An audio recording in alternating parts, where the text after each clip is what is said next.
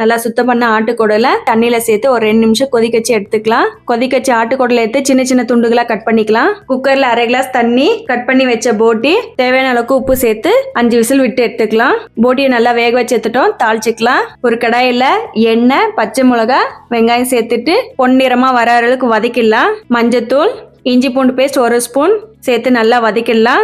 1/2 spoon அளவுக்கு உப்பு சேர்த்துட்டு வேக வச்சிருக்க போட்டியை சேர்த்துக்கலாம். சேர்த்து நல்லா ஃப்ரை பண்ணிக்கலாம். 2 நிமிஷம் விட்டு 10 பல் பூண்டு இடிச்சு சேர்த்துக்குங்க. மிளகாய் தூள் 1 ஸ்பூன், தனியால் தூள் 1 ஸ்பூன் சேர்த்து நல்லா மிக்ஸ் பண்ணிடலாம். 1 இன்ச் அளவுக்கு பட்டை எடுத்து சின்ன சின்ன பீஸா உடைச்சு வச்சிருக்கேன். கிராம்பு ஒரு 4, 2 ஏலக்காய் நல்லா பொடியா இடிச்சிட்டு சேர்த்துக்கலாம். அதனோட கருவேப்பிலை கொஞ்சம் சேர்த்து நல்லா வதக்கிடலாம். கடைசியா இறக்கிறதுக்கு முன்னாடி கொத்தமல்லியும் மிளகு தூள் சேர்த்து நல்லா வதக்கி எடுத்துடலாம். அவ்வளவுதான் ஃப்ரெண்ட்ஸ். ரொம்ப ஈஸியான மெத்தட்ல ரொம்பவே நல்லா டேஸ்டா இருக்கும். நல்லா ஹோட்டல்ல எல்லாம் கிடைக்கிற மாதிரி அதே டேஸ்ட்ல இருக்கும். செஞ்சு பார்த்துட்டு எப்படி வந்து கமெண்ட் பண்ணுங்க. வீடியோ பிடிச்சிருந்தா லைக் பண்ணிட்டு நம்மளோட சேனலை சப்ஸ்கிரைப் பண்ணி வச்சுக்கோங்க.